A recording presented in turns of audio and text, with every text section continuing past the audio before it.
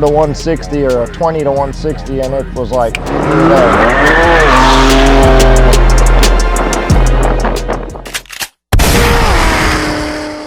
Alright, so on this 2020 BMW M4, we added the AFE Stage 2 Track Series carbon fiber intakes. We've done Cerakoted VRSF downpipes and mid pipes into an AWE catback exhaust.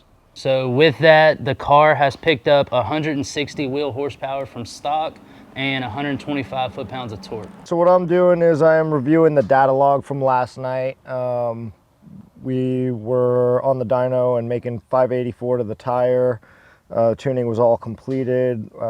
We did experiment with about a gallon of E85 this morning, and we learned that that's not going to work because we're losing some high side fuel pressure. So that's what we're looking at here now. Like looking at it from last night without the E85, we're targeting 2,800 psi of fuel pressure on the high side, and we're at about 27-ish, so down 100 psi, but still okay. The car really needs upgraded pumps. It'll be a modification that the customer will do later.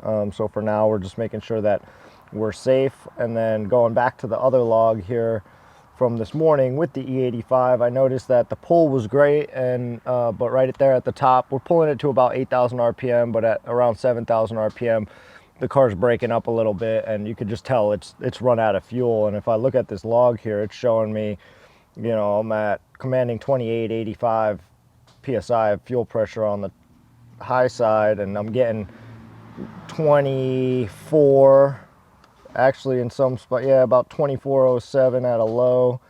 So down 400 or 500 psi, and that's just from 1 gallon of E85. So moving forward, to get any more power out of this setup and all the mods that Cameron described, we have to keep it on pump gas for now, but moving forward we need high pressure fuel pumps. So learning that now. AFR is still good, fuel trims are still good, boost is up, so we're good there. Nothing's knocking, and it all looks clean up until about 7,000. So 2 ways around it. We'll run it back on full 93, see how it does. This may change when we go on the street. We're on a dyno right now, so this stuff looks a lot different than when the car is moving its own weight on the street. So we have to review that after this. We're diluting the fuel back. We'll make one more rip. We'll take it to the street, review that data, and determine, do we need to turn it down, or are we okay until the customer can get some high pressure fuel pumps. So don't walk away before we get it. Don't walk away, never walk away before we get it. Turn the fans on so we can keep it cool. We're gonna start the car. We're gonna let it run, get the fuel mix back up in the line, right? Because we just dumped 5 gallons of 93 in there. We got about 3/4 tank of gas. So let it idle here for a few minutes. Take a new data log, make a new rip.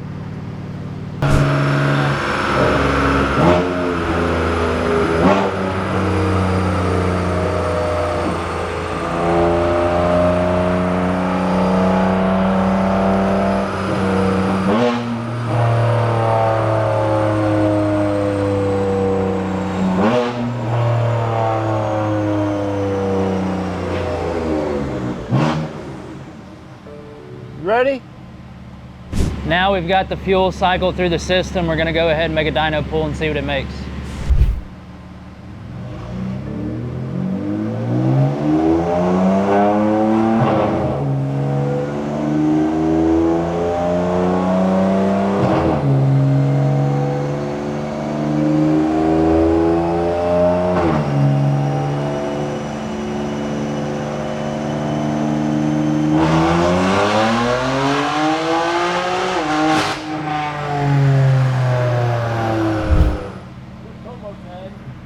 It was immediately better as far as that went away with the new fuel, but we need to see if it's going to be okay on the street when we look at fuel pressure.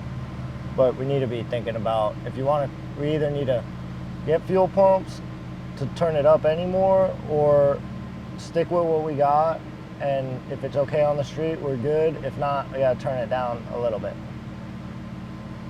No, we're getting fuel pumps. All right. Well, I mean, yeah. Well, I mean, I want you to get fuel pumps because then we can run E50 and we can make a bunch of power. But We'll talk about that after, but we're definitely. okay, yeah. All right, guys, we were able to make 584 wheel horsepower, 529 foot-pounds of torque.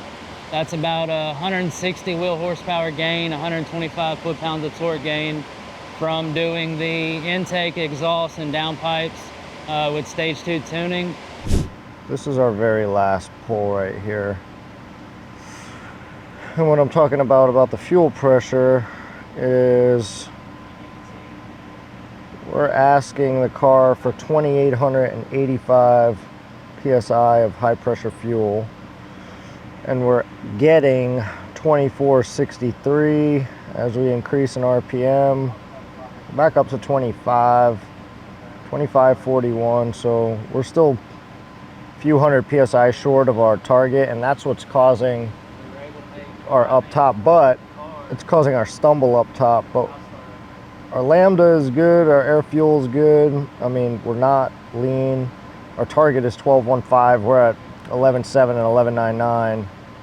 Oh. Not a whole ton of timing. What else we got here? We pulled it to 71, 73, 74. Pulled it to about 7,500 RPM.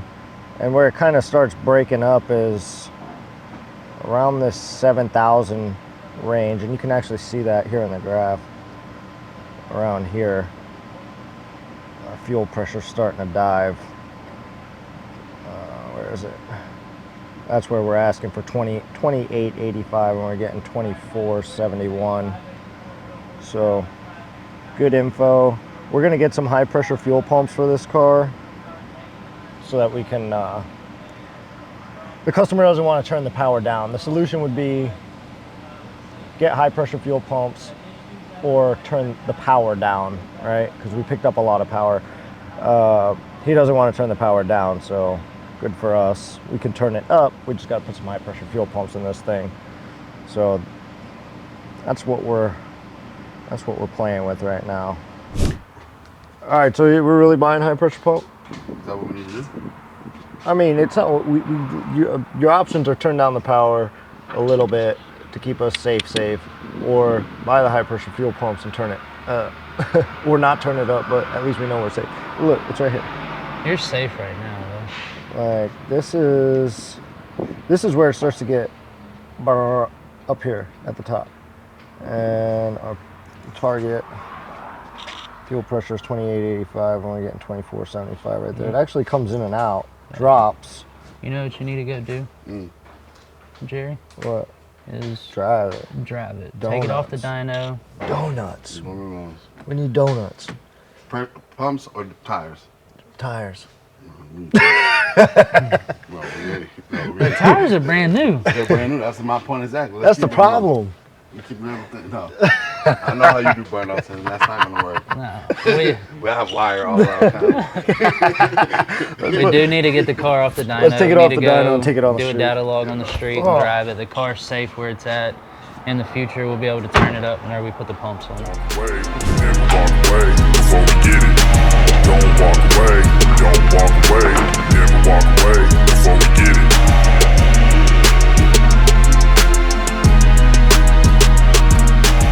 Alright, here we go, guys. We are sitting in the BMW M4 with the customer, Sil. Sil, say hi. Everyone say hi to Sil. He's a close friend of ours, local guy. Got himself this new Beamer and brought it to us, so we already had a game plan on it. We were going to do this thing in a few different stages. This is pretty much our first go at it, stage 1. We're about to get it out on the road and see how it feels. We were already on the dyno with it. 584 last night to the tire, and we're gonna see if it feels like that on the street. We want to check the data log, make sure. We always want to make sure that data log is good on the street, not just the dyno, because the car is under its own weight, it's under its own load. I'm gonna stab it right here.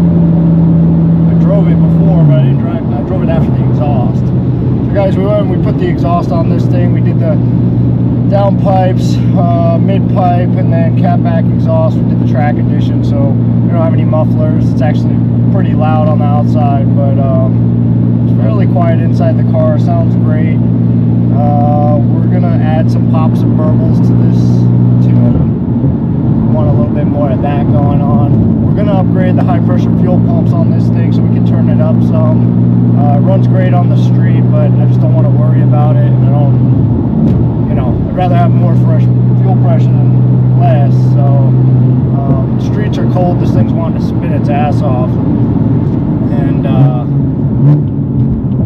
getting our data log. Ooh, it sounds good. I'm gonna do another little roll here. We'll do like do a 20 roll. Ready?